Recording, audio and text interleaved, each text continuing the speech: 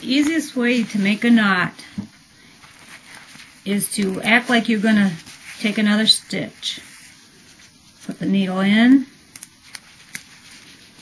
and don't pull all the thread till it's gone, but just go right back in that hole. Okay, take a stitch, you can back it right through that hole, pull it tight. Now I do that a couple times to be sure that it's not going to come out on the trail.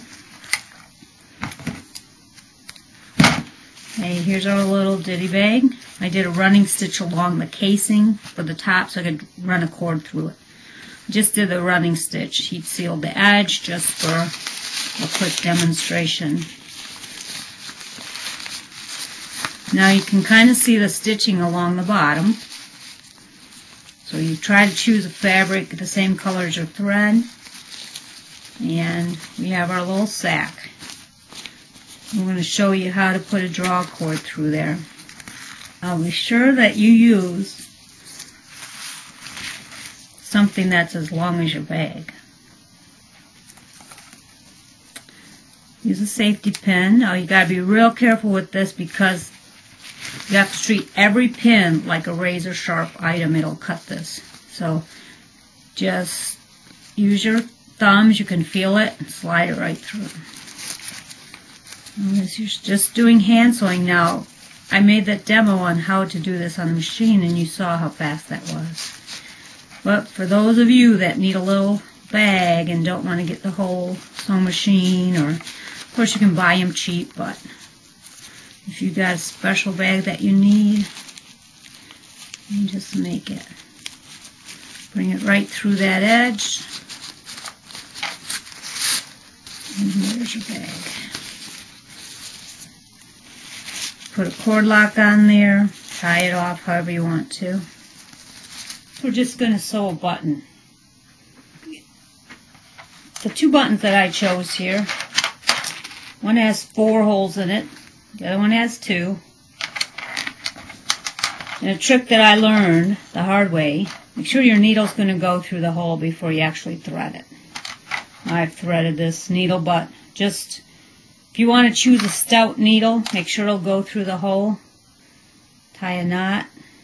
If you wanted a button right here, put the needle through and then get the hole in there.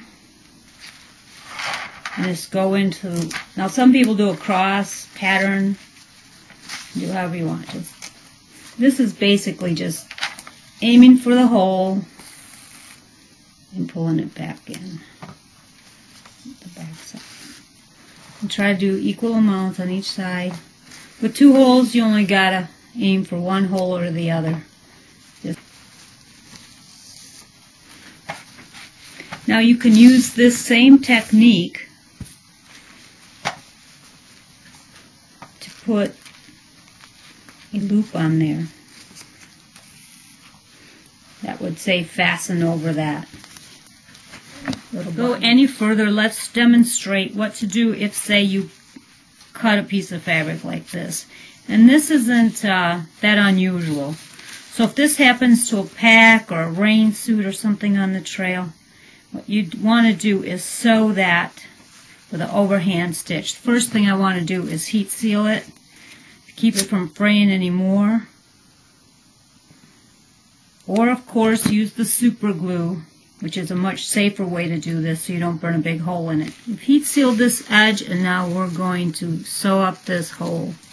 So starting at one end, just put the 2 sides together and you're going to use an over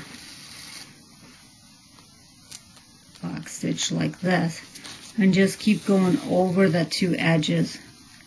You're just going to marry them side by side. Sometimes people use this on a sock repair. But you have to be real careful with a sock so that you don't end up with a ridge that's going to start a blister on your foot. You're going to keep it close to the edge, and that's why I do recommend the super glue, to keep these fabrics from unweaving. Keep them real close together, your overhand stitches here. Pull them tight. Try to minimize the damage. And you can see that's the kind of thing you're going to end up with. Now the closer together and the tighter you pull them, the less color of thread's going to come through there. And just follow it along the breech.